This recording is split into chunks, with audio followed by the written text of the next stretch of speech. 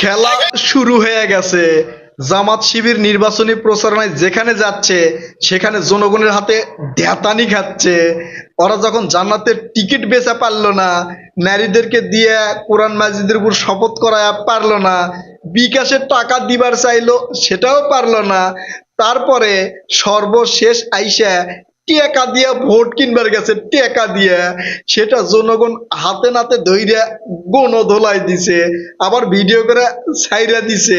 এটা কিন্তু আমি করছি না, এই ভিডিও বানানো ভিডিও না, যমুনা টেলিভিশনে প্রকাশ হয়েছে। তো এগুলো কেন শুরু হয়েছে জানেন? এগুলো শুরু হওয়ার প্রধান ক্রেডিট হচ্ছে আপনাদের। আমরা যখন তথ্য প্রমাণ দিয়ে ভিডিও করি, আপনারা যখন লাইক কমেন্ট কইরা সেগুলো ভাইরাল করে দেন, আমার ফেসবুক পেজে যা যখন এগুলো ছড়ায় দেন, তখন সাধারণ জনগণ দেখে, দেখার পরে এরা যখন যায় টাকা দিয়া ভোট কিনবার, তখন এদেরকে ধ্যাতানি দেয়। বেশ কিছু মজার মজার আজকে ভিডিও দেখাবো আর কথা বলবো, খুব ভাল লাগবে। এই ভিডিওটা আঙ্কের পিনাকি স্যারের কাছে কেউ একটু পাঠায় দিয়েন, ঠিক আছে? যে জামাত শিবির টাকা দিয়ে ভোট কিনতেছে। তো জামাত শিবিরের এই দশা হলো কেন জানেন? জামাত মেলাগুলো ন্যারেটিভ তৈরি করছিল, সেগুলো আমরা জয় বাংলা করে দিছি। জনগণকে বুঝাইছি যে এই দাড়িপাল্লায় ভোট দেওয়া, জান্নাতে যাওয়া যে ভণ্ডামি, সেইটা কিন্তু একদম ভাওতাবাজি, ঠিক আছে? সেই জন্য এখন শুরু হয়েছে, জনগণের কাছে যাবি আর ধ্যাতানি খাবি। তো জামাতের কি কি ন্যারেটিভ জয় বাংলা আছে সেটা আগে শোনেন, তারপরে জামাতের কাহিনীগুলো দেখাবো আপনাদের, ঠিক আছে? জামাত, এই যে জামাতের আমির ডক্টর শফিকুর রহমান স্যার প্রথমে নির্বাচনী প্রতিশ্রুতি দিল, আমরা ক্ষমতায় গেলে নারীদের কর্মঘন্টা 8 ঘন্টা থেকে নিয়ে আসা 5 ঘন্টা কর্ম, সেটা আমি জয় বাংলা করে দিছি। কইয়া দিছি যে সকল গার্মেন্টস ফ্যাক্টরি বা কোম্পানিতে নারীরা কাজ করবে, এমনকি সরকারি অফিস আদালতে কাজ করবে, তাদের যদি 3 ঘন্টা কর্মঘন্টা কমে দেওয়া হয়, ওই 3 ঘন্টায় যে কাজ হতো গার্মেন্টস ফ্যাক্টরিতে, যে প্রোডাকশন হতো, সেটা কে করে দিবি? জামাত শিবির করে দিবি, নাকি যে জামাতের যারা বট বাহিনী আছে তারা যা প্রোডাকশন দিবি?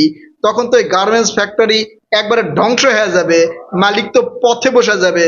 তাছাড়াও বিদেশি বায়ারদের কথা তো রাখতে পারবে না, তাদের কমিটমেন্ট দুই হয়ে যাবে, তারা কোনো অর্ডার পাবে না। সময়ের সাথে সাথে, অর্থাৎ যেই সময় তাদেরকে বাধা দেওয়া হবে, সেই সময়ে যদি প্রোডাকশন করে মাল বুঝা দিতে না পারে, তাহলে বায়ার গুলাও থাকবে না, বিদেশি রেমিটেন্সে আসবে না। সেটা জয় বাংলা হয়ে গেছে। এখন কিন্তু জামাতের আমির আর বলে না যে নারীদের কর্মঘন্টা কমায় দিব। এইটা যখন জয় বাংলা হয়ে গেল, তারপরে জনগণকে বুঝানোর চেষ্টা করলো আমরা ইসলামিক দল, আমরা আল্লাহর দল, দাঁড়িপাল্লায় ভোট দিবেন, সিয়াল চেলাইয়া জান্নাতে যাবেন। তখন বিভিন্ন যারা ইসলামিক স্কলার বা বক্তা, তাদেরকে দিয়ে একটা ভিডিও করে দিছি না, সেই ভিডিও ব্যাপক ভাইরাল হয়েছে। সাধারণ জনগণ বুঝছে যে এটা একটা ভাওতাবাজি। নামাজ কালাম না পড়লে, সৎ পথে না থাকলে দাঁড়িপাল্লায় ভোট দিয়ে জান্নাতে যাবে, এটা জামাত শিবিরের ভাওতাবাজি। তারপরে যখনই এই দাঁড়িপাল্লায় ভোট দিলে জান্নাতে যাবেন এই কথা কবার যাচ্ছি, তখন গ্রামের মা বোনেরা তাদেরকে ধ্যাতানি দিচ্ছে, ঠিক আছে? তখন সেটাও জয় বাংলা হয়ে গেল। এরপরে এই যে জামাতের কিছু নারীরা, আমার বোনেরা আর কি, হিজাব পইরা বোরকা পইরা তো মানুষের দ্বারে দ্বারে যাওয়া শুরু করলো। যাওয়ার পরে কইতেছে যে এই যে কোরআন শরীফ, আপনি যে দাঁড়িপাল্লায় ভোট দিবেন, এই কোরআন মাজিদের উপর হাত রেখা শপথ করেন যে দাঁড়িপাল্লায় ভোট দিবেন। এইটা যখন কইছে, তখন ওখানকার মা বোন যারা ছিল তারা সবাই মিলে ধাক্কা দিয়ে বাড়ি থেকে বাইর করে দিছে। হ্যাঁ, বলছে আমার ভোট আমি দিব, যাকে খুশি তাকে দেবো। এরপরে জামাতের নেতা শাহরিয়ার কবির কইছে কুল্লি নফসি জায়কাতুল মউত, প্রত্যেক প্রাণীরই মৃত্যুর স্বাদ গ্রহণ করতে হবে। আর মরার পরে আপনারা যে কবরে যাবেন, কবরে 3টা প্রশ্ন করা হবে। কি কি প্রশ্ন? মান রাব্বুকা, মান দিনুকা, মান নাবিউকা। তো কবরে যখন যাবেন, দাঁড়িপাল্লায় যদি ভোট না দেন, তাহলে কবরের উত্তর দিবেন কিভাবে? এটাও যখন আমরা জয় বাংলা করে দিছি, তখন জামাতের আর কোনো কিছুই করার নাই। সাধারণ জনগণের কাছে যে কি প্রতিশ্রুতি দিবে, ওই প্রতিশ্রুতি দিয়ে ভোট চাবি, সেটা আর তারা কভার পারতেছে না। এই জন্য টেকা নিয়ে যাচ্ছে, টেকা। টেকা লন, দাঁড়িপাল্লায় ভোট দেন, আর জান্নাতেও যাওয়া লাগবে না, আর হচ্ছে আল্লাহর দলও হওয়া লাগবে না। ঠিক আছে, এই হচ্ছে জামাতের পরিস্থিতি। এখন সবগুলা ন্যারেটিভ যখন জামাতের জয় বাংলা হয়ে গেছে পিনাকি স্যারের কথার মতো, তখন জামাত নতুন একটা কৌশল বাইছে নিছে। সেই কৌশলটা কি জানেন? যে জামাতের প্রার্থীরা যেখানে যাবি সেখানে ডিম ছুঁড়ে মারবি, ডিম।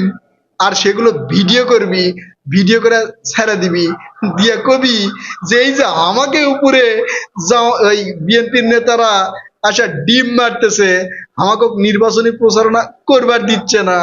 ঠিক আছে, এটাও যখন চোখে আঙ্গুল দিয়ে দেখাই দিলাম যেগুলো তাদেরই সাজানো নাটক, তারাই সাজাচ্ছে, যদি না হয় তাহলে এতগুলো ক্যামেরার মধ্যে কে ডিম মারতেছে তাকে কেন ধরা হচ্ছে না? এটাও যখন জয় বাংলা হয়ে গেছে, হ্যাঁ, তখন জামাত আবারও নারীদেরকে সামনে দিছে, আবার ডাক দিছে জামাতের কর্মীদের, মানে নারী কর্মীদের মহাসমাবেশ ঢাকায়। মানে বুঝাবার চাচ্ছি যে আমাকে ভিতরে নারী আছে, কিন্তু জামাতের কোনো জায়গায় নারী প্রার্থী নেই। ঠিক আছে, এটা দিয়েও জয় বাংলা করে দিব যে এই যে আমার মা বোনদেরকে যে ভুল বুঝে জামাত মহাসমাবেশে নিয়ে আসবি, হ্যাঁ, এটার ভিতরে কত বড় ভাওতাবাজি আছে সেটাও ফাঁস করে দিব।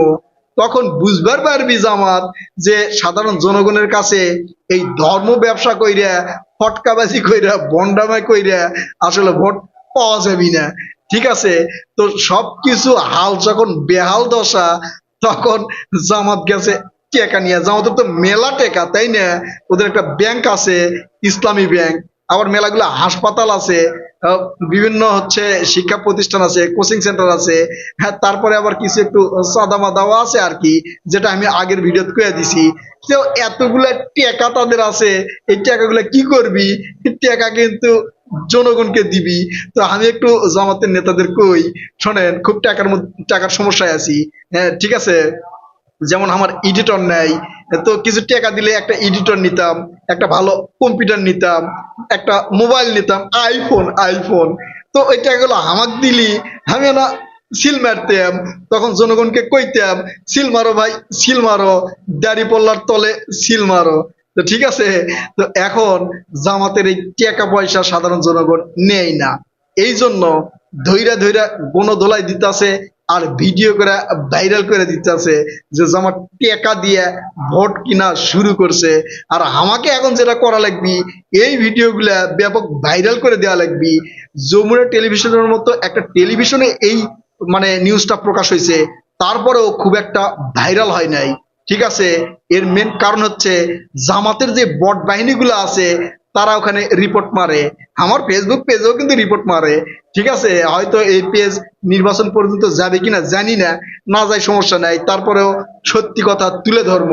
আপনারা যতদিন পাশে আছেন, 10 জন ভালো মানুষও যদি আমার ভিডিও দেখে আলহামদুলিল্লাহ, এবং তারা যদি সচেতন হয় আলহামদুলিল্লাহ। ঠিক আছে, জামাত ওইদিকে রিপোর্ট মারুক, আর আমরা ভিডিও করে যারা আছি এটা ব্যাপক ভাইরাল করে দিব। এই বিএনপির ছোটখাটো একটু ত্রুটি পাইলে সেটা কিন্তু হাঙ্কের পিনাকি স্যার তার ইয়াতে ফেসবুক পেজে দিয়ে ভাইরাল করে দেয়। তাই আপনারাও ভিডিওটা ভাইরাল করে দিয়েন। প্রিয় কলিজার ভাই বোনেরা, ভিডিওতে লাইক করবেন, কমেন্ট করবেন, এবং যদি সম্ভব হয় আমার ভিডিওর ডিসক্রিপশন বক্সে আমার ফেসবুক পেজ দেওয়া আছে, সেখানে গিয়ে ভিডিওটা যতজনের কাছে পারেন ছড়িয়ে দিবেন। কথা হবে নতুন কোনো ভিডিওতে ইনশাল্লাহ। ততক্ষণ পর্যন্ত ভালো থাকবেন। আল্লাহ হাফেজ।